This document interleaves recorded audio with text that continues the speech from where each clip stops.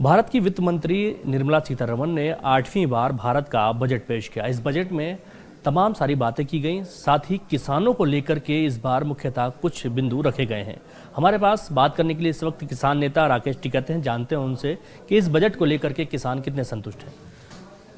राकेश जी, किसानों को लेकर के बजट में जो बातें की गई हैं उससे किसान कितने संतुष्ट हैं? क्योंकि जो कर था उनको दिया जाता था पहले 3 लाख का, वो बढ़ा करके 5 लाख कर दिया गया है, और भी तमाम दाल या उड़द की जो दाल वाले हैं इसको भी इन्होंने स्टॉक करने की बात कही है। मतलब कर्जा बढ़ाने को किसान का फायदेमंद मानते हो? कर्जा बढ़ा है, कर्जा बढ़ने से बजट अच्छा नहीं होता। फसलों के दाम बढ़ने से बजट अच्छा होता है। पहले 3 लाख रुपए की एक लिमिट थी, अब वो 5 लाख कर दी, लेकिन उसका रेट ऑफ इंटरेस्ट वो पहले वाला ही है। हमने पहले भी इनको चिट्ठी एक लिखी थी, बहुत साल पहले बात भी इनसे हुई थी कि उसका रेट ऑफ इंटरेस्ट 1% कर दो। जो ये केसीसी का उन्होंने बढ़ाया, रेट ऑफ इंटरेस्ट कम हो जाएगा तो उसका सीधा लाभ किसान को होगा। इनको सब्सिडी बढ़ानी चाहिए, वो चाहे फर्टिलाइजर की हो, वो बिजली की हो, क्योंकि बिजली की जरूरत है किसान को, आम आदमी को भी है। आप गांव को भी किसान के सेक्टर में चाहिए डाल दो, उस पर भी आप सब्सिडी दे दो। सोलार पैनल पे आप सब्सिडी दे दो, जो नेचुरल एनर्जी हम उसका इस्तेमाल कर सकें, उस पर सब्सिडी बढ़ाने की जरूरत है। एग्रीकल्चर इक्विपमेंट पे सब्सिडी बढ़े, उसका सीधा लाभ किसान को होता है। दूध का उत्पादन करने वाले किसान भी हमारी माताएं बहनें जो भूमिहीन हैं, जिनके पास में जमीन भी नहीं है, और उनका दूध उत्पादन में बड़ा रोल है, उनके लिए कोई सुविधा नहीं है।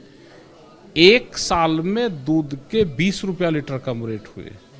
धीरे धीरे हमारे देश से पशुधन खत्म होता जा रहा है, उस पर बढ़ाने की जरूरत हमको है। तो बजट ढुलमुल वाला है, ज़्यादा डायरेक्टली किसान को फायदा इससे नहीं होगा। आम लोगों के टैक्स में राहत दिया, आम लोगों को 12 लाख रुपए तक की जो इनकम है लोगों की, उनको टैक्स मुक्त कर दिया है सरकार ने। साथ ही किसानों को लेकर के उनका कहना था कि हम कोशिश करेंगे किसानों की आय दुगनी हो, इसके लिए और भी कई प्रावधान किए गए हैं जो आगे चल करके सामने आएंगे। वो तो 2022 में 2014 से कहना शुरू करा था कि टारगेट 22 का दिया था कि आमदनी दुगनी हो जाएगी। कर्जा दुगना हो गया, आमदनी दुगनी नहीं हुई।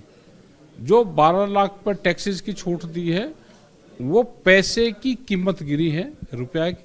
मार्केट बढ़ा है।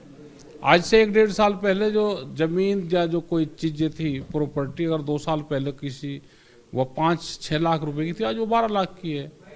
तो रुपए की कीमत गिरी है, मार्केट बढ़ा है।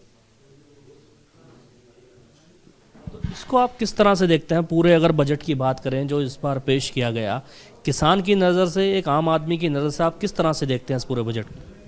देखो, जब तक डायरेक्ट उसको फायदा नहीं होगा, उसको डायरेक्ट बेनिफिट उससे मिलना चाहिए।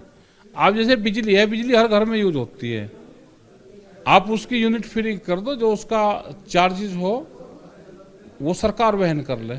आप बिजली का बजट में डाल दो कि हम इतना देंगे। आप हेल्थ में डाल दो, राइट टू हेल्थ और राइट टू एजुकेशन, ये 2 चीज बड़े महत्वपूर्ण चीजें हैं। आप इस पर डायरेक्ट दे दो कि हम इंटर तक के बच्चों का सिलेबस भी देश में एक होगा और इनकी पढ़ाई भी होगी। स्कूल भी हमारे उच्च स्तरीय, जो प्राइमरी स्कूल है वे भी हमारे उच्च स्तरीय होंगे। आप एजुकेशन में क्या दे रहे हो यूथ को? जो बच्चा पढ़ रहा है, आप उनका एजुकेशन स्टैंडर्ड देख लो, आप हेल्थ का देख लो। इसे एक शब्द में अगर इस बजट को आप कहना चाहें तो क्या कहेंगे? दिल्ली के कागजों में तो बजट बढ़िया है, लेकिन गांव के ग्राउंड लेवल पे बजट 0 है। माने कि किसानों ने इस बजट को नकार दिया, नकार रखा। किसान के हाथ में डायरेक्ट सीधा क्या मिलेगा? आप देख लेना क्या उसको मिलेगा। किसान को मिलेगा डायरेक्ट बेनिफिट। अगर उसके फसलों के दाम ठीक होंगे तो वो उसको लाभ देगा, ये नहीं देगा। हमारे साथ बात करने के लिए किसान नेता राकेश टिकैत थे। देश में जो बजट आया उस बजट को फिलहाल राकेश टिकैत ने नकार दिया है। उनका साफ तौर पे कहना है कि किसानों को डायरेक्ट जब तक फायदा नहीं होता, इस प्रकार के बजट लोक लुभावन है और ये किसी प्रकार के काम के नहीं है।